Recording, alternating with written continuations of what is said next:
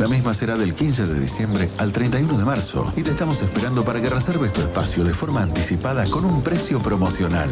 Contamos con carpas cómodamente equipadas, sombrillas frente al mar, restaurante con amplio menú y opciones gastronómicas, bar de playa, kiosco y panadería, equipo de recreación diaria para los chicos, juegos de madera y mangrullo, canchas de fútbol, vóley, pádel y básquet, vestuarios con cambiadores, duchas y lockers, estacionamientos cubiertos y descubiertos, guardado de tablas y una fantástica pileta.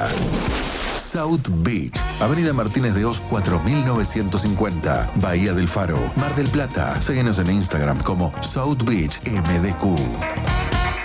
104.5 104.5 Vorterix MDQ Vorterix 104.5 FM vorterixmardelplata.com.ar.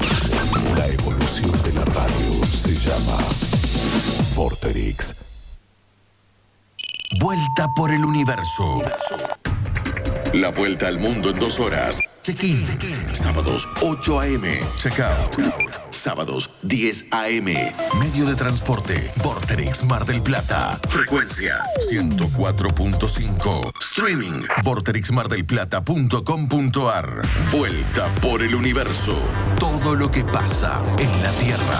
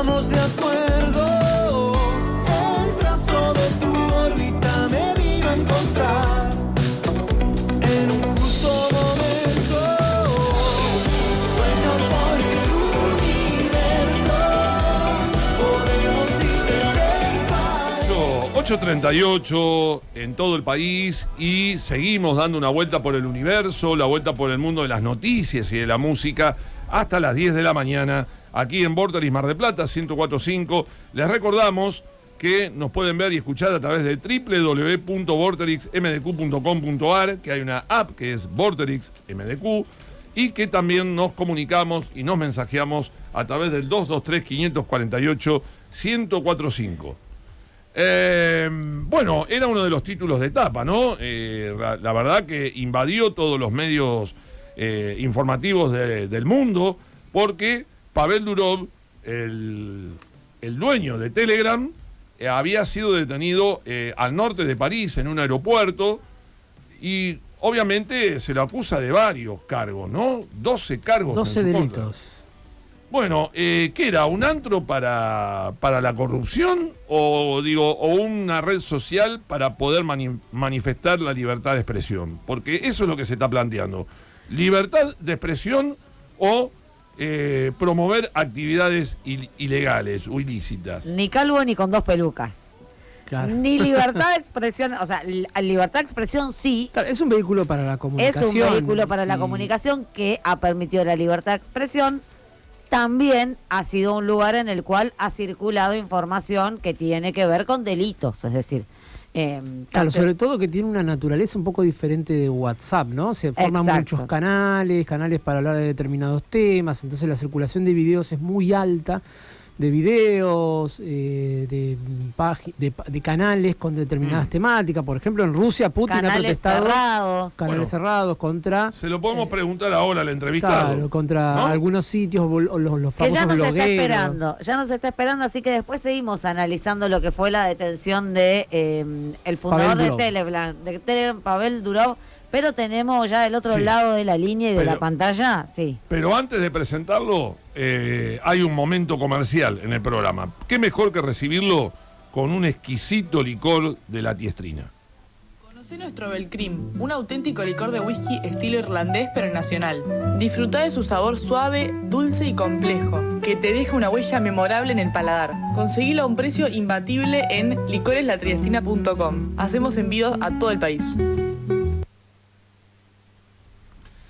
Bueno, y ahora sí, vamos a recibir del otro lado de la línea, del otro lado de la pantalla, a Matías Caubet, que es magíster en Relaciones Internacionales y profesor en Historia.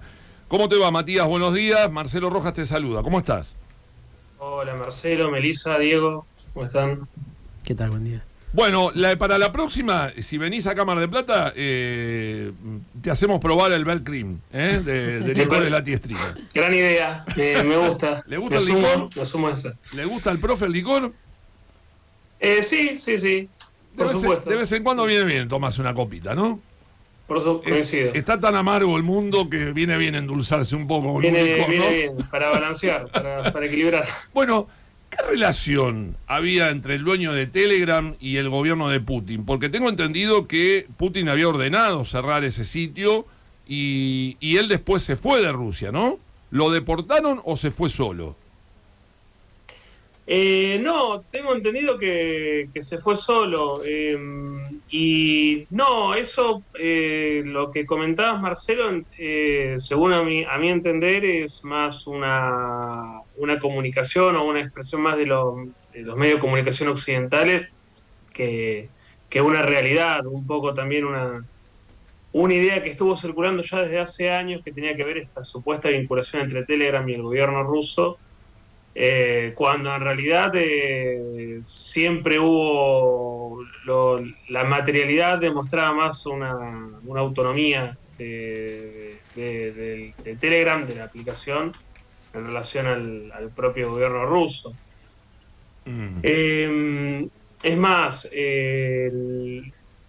pareciera que en los últimos años estuvieron circulando noticias de que Macron estaba interesado en colaborar y en tener un buen gesto y buen trato con el creador, con Pavel, con el creador de Telegram, que antes que esta idea de supuesta colaboración entre el gobierno ruso y el creador de Telegram. Esta semana nos enteramos que Zelensky, en una actitud un poco desafiante, primereando un poco a Rusia, reveló que tenía un plan para terminar la guerra. Digo, ¿es posible pensar en un plan de paz y en diplomacia en esta semana donde hubo intercambio de municiones, de enfrentamientos, de bombardeos? Digo, ¿se puede estar hablando de diplomacia y de paz cuando todos los días nos encontramos con ataques feroces, mortíferos, de los dos lados, ¿no? Porque ahora también Zelensky empezó a invadir parte del territorio ruso. Putin está muy firme en 15 ciudades ucranianas de la costa este. Digo, ¿hay lugar para la diplomacia y la paz? ¿Qué tipo de plan para terminar la guerra tiene Zelensky?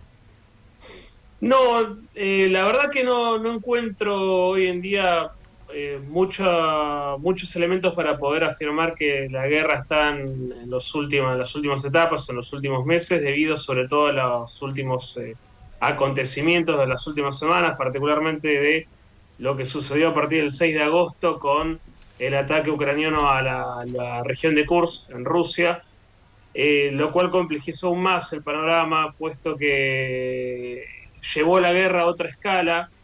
Recordemos que la guerra de Ucrania había comenzado como lo que Rusia había definido una operación una operación militar especial. La invasión ucraniana a Kursk lo que hizo es que, además de la operación militar especial, se añadiera una nueva operación, en términos de la denominación del Estado ruso, que es esta operación antiterrorista en 3 regiones rusas. Es decir, en el que incluye Kursk, Belgorod, y se me está yendo la tercera región, en la cual incluye la operación antiterrorista, pero se aplica esta operación antiterrorista además de la operación militar especial. Y la verdad es que la guerra, si bien está en una etapa mucho más descongelada de lo que estaba hace 6 meses, lo cierto es que hoy en día aún hay muchos elementos o mejor dicho, hay muchos elementos que nos hacen pensar que el conflicto se va a extender. Por un lado, tanto el ejército ruso como el ejército ucraniano, las brigadas ucranianas que atacaron el Kursk, están atrincherándose en la región, tanto los defensores como los atacantes. Y por otro lado, en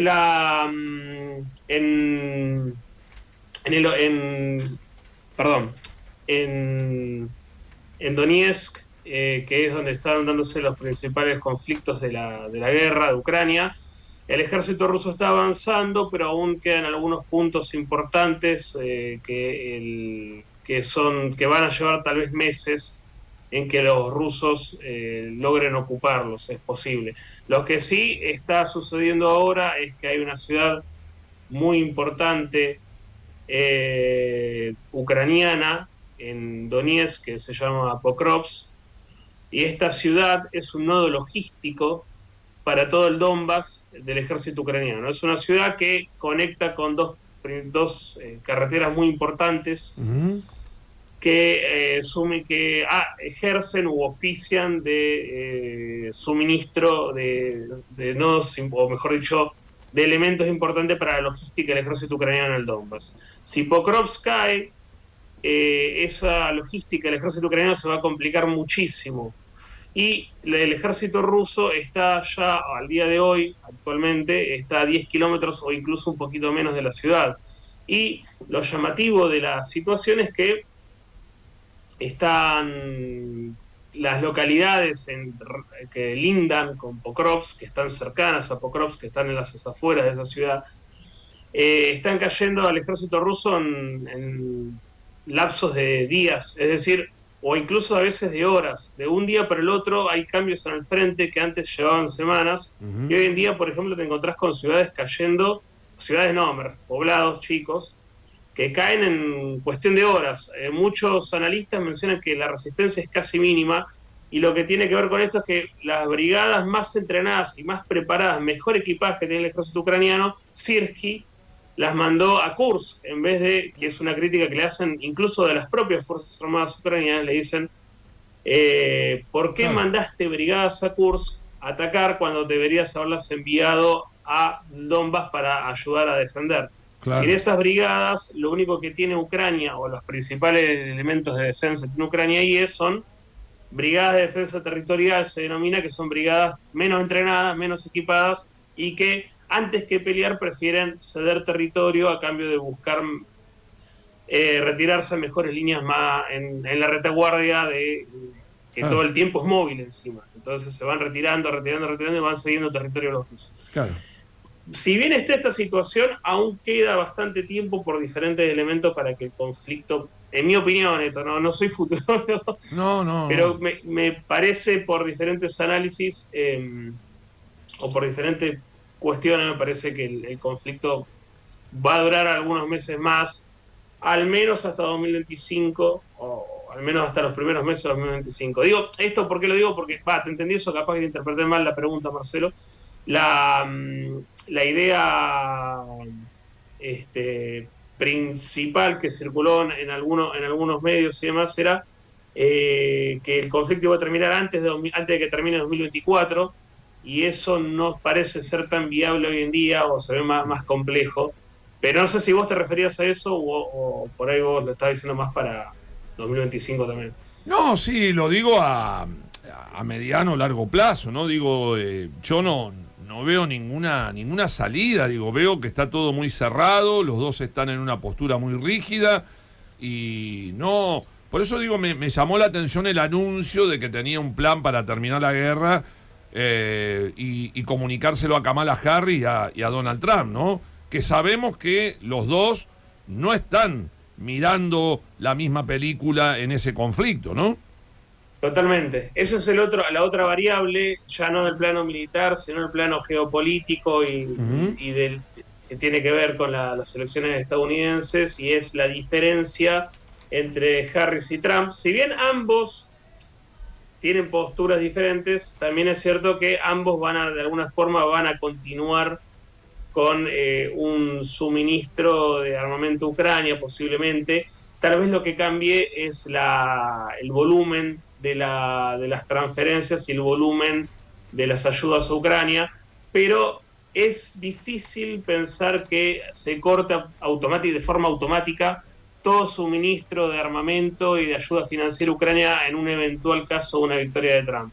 ¿Por qué lo digo esto? Porque la política estadounidense, más que regirse por la política exterior, estadounidense, más que regirse como políticas de gobierno sucesivas, se rige como una política de Estado con bastantes pinceladas de continuidad, por más de que haya un demócrata o un republicano sentado en la Casa Blanca. Entonces, yo creo que algunas continuidades van a haber, pero sí es cierto que si gana Trump, el escenario para Ucrania se va a complicar un poco más en términos del suministro que tiene. Pensemos que Ucrania depende no solamente de Occidente para cuestiones de municiones y armamento, sino que Occidente le brinda a Ucrania munición, armamento, como dije, le brinda logística, inteligencia, ayuda financiera y también, naturalmente, esto también bien conocido, el blindaje diplomático, ayuda diplomática que le da Occidente y la OTAN particularmente a Ucrania. Por ejemplo, fue hoy o ayer que salió Jens Stoltenberg, el de la OTAN. General de la OTAN, sí. ¿Cómo? Perdón. El secretario general de la OTAN. El secretario general de la OTAN salió a mencionar que la invasión ucraniana de Kursk no violaba ningún principio de derecho internacional. Si bien es cierto que son dos estados en conflicto, la invasión de la región de otro estado, la invasión del territorio de otro estado, entiendo que no es que no viola ningún derecho internacional, entiendo que hay un blindaje todo el tiempo diplomático de eso, hay una autorización de la OTAN de que armas de mediano alcance se usen en territorio ruso. Entonces, Occidente lo que está haciendo es todo el tiempo avanzar un poquitito más. ¿Por qué voy a esto? Porque Occidente todo el tiempo está avanzando un poquitito más en la escalada del conflicto, que ya no es tan indirecto con Rusia, nunca lo fue en realidad, pero que sí tenía un componente más de gradualismo. Hoy en día ese componente, la percepción que hay entre diferentes analistas es que ese filtro se va perdiendo, por así decirlo. Bien. Chicos. Sí, mi pregunta tiene más que ver con esto de la invasión de Ucrania a Rusia en el Oblast de Kursk. Digo, ¿cuánto tiempo más es sostenible esa invasión a Kursk en cuestiones, ¿no?, de logística, ¿no?, y de cantidad de soldados? ¿Y cuánto tiempo también es sostenible para Putin no reaccionar de una manera más vehemente contra esa invasión? Bien. Sí, Diego, ahí es una muy buena pregunta porque el problema que está teniendo Ucrania en Kursk es que cuando inició la invasión de Kursk, lo que había sucedido es que las tropas rusas que estaban ahí eran tropas básicamente de reservistas y que estaban cuidando la frontera, pero no había destacamento o brigadas rusas defendiendo el Oblast. En ese sentido agarró desprevenidos a los rusos, lo cual permitió que las brigadas ucranianas que estaban desplegadas ahí, pensemos que una brigada por lo general abarca entre 3.000 y 5.000 soldados. Digo, había varias brigadas ucranianas desplegadas ahí. Supuestamente eran brigadas para defender el Oblast de Sumy en Ucrania, y por eso los rusos, los movimientos que eran graduales de las tropas ucranianas ahí, los rusos no los detectaron como un preparativo para una invasión. ¿Qué pasa? La invasión a Kursk los agarró desprevenidos de los rusos, pero ¿por qué? Porque no tenían gran cantidad de tropas ahí, de hecho prácticamente no tenían. Lo cual hizo que en los primeros días avanzaran mucho, y eso fue el golpe mediático, ¿no?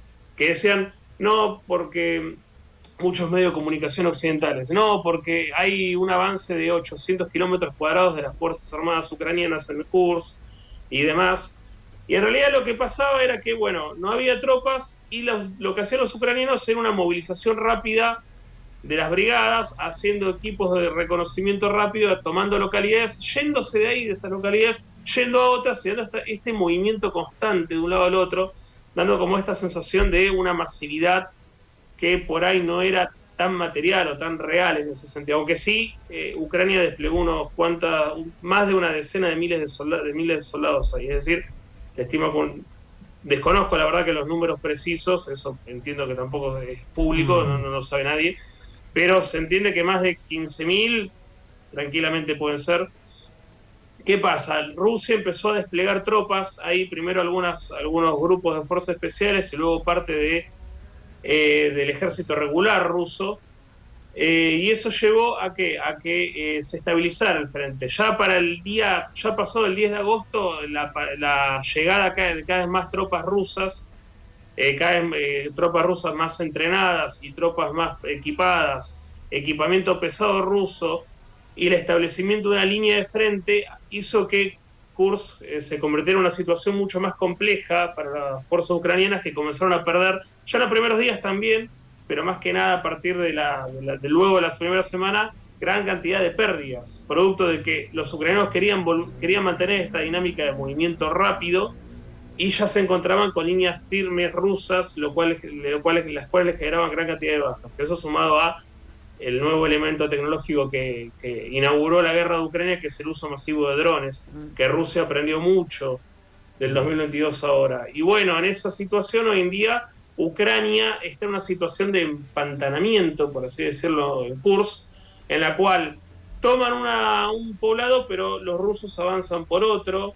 La línea de frente está mucho más establecida. Hay algunos manchones en los cuales hay tropas rusas resistiendo, rodeadas por tropas ucranianas que a su vez están teniendo presión de tropas rusas por otro lado. Es una situación medio caótica, aunque ya más estable. Lo cierto es que por la superioridad de fuego rusa es muy posible que en Kursk empiecen a ver, salvo que inicie otra operación por ejemplo, en algún punto cercano a los cuales se iniciaron los principales vectores de ataque, salvo que ocurra algo así. Ucrania tiene en el mediano plazo me refiero de acá a 2 meses, un panorama bastante sombrío, porque es posible que por superioridad de fuego y por llegada cada vez más de más efectivos rusos, Ucrania empieza a perder el territorio tomado en Kursk. Y aparte se le suma esto de que no cumplió el objetivo que supuestamente tenía, o que se especula que tenía la invasión de Kursk, que era desviar tropas rusas del Donbass. No lo consiguió porque de hecho el ejército ruso empezó a avanzar más rápido en el Donbass, porque el ejército ucraniano que estaba ahí lo mandaron para Kursk. Entonces quedó más vulnerable el Donbass. Está claro que hay dos maneras, o hubo dos maneras de encarar la guerra, ¿no? Ahora, analizando allá a la distancia, parándose frente a los hechos, yo voy a dar mi óptica, ¿no? Puedo estar equivocado o no, pero digo, creo que Ucrania encaró la guerra a resistir y a tratar de terminar esto en el corto plazo, y Rusia la puede estirar. Y Rusia está estirando al desgaste. Tarde o temprano, porque si no, van a tener que entrar las potencias occidentales y ahí se termina el mundo. Porque sin ayuda de Occidente, con tropas, ejército y armamento, Ucrania esta guerra no la va a poder ganar. Tiene digamos, las cartas marcadas, ¿viste? Yo creo que está apostando ahora a resistir, pero creo que Putin se puede dar el lujo de seguir estirándola. Y va a apostar al desgaste, a la demolición. Además, no nos olvidemos que Putin es un bicho del siglo XX, es un tipo de la KGB, un tipo que sabe mucho de táctica y estrategias. Y si no, a las pruebas me remito, fíjate que ahora está mandando espías encubiertos a provocar atentados en todos los países de Occidente. O sea que el tipo en eso la tiene recontra clara. Justo fueron a enfrentar a un tipo que de táctica y estrategia sabe muchísimo. Sí, sabe mucho. El alto mando ruso, como bien vos decís, Marcelo, está apostando a una guerra de desgaste, y en la cual hay los componentes de lo que serían materiales de poder duro, en términos de realismo internacional, juegan a favor de Rusia. En ese sentido, Ucrania sabe que, esa es otra versión que circulaba, que es que Ucrania en realidad lo que está buscando es una posición de negociación y usaron que una bargain chip, sería una moneda de cambio.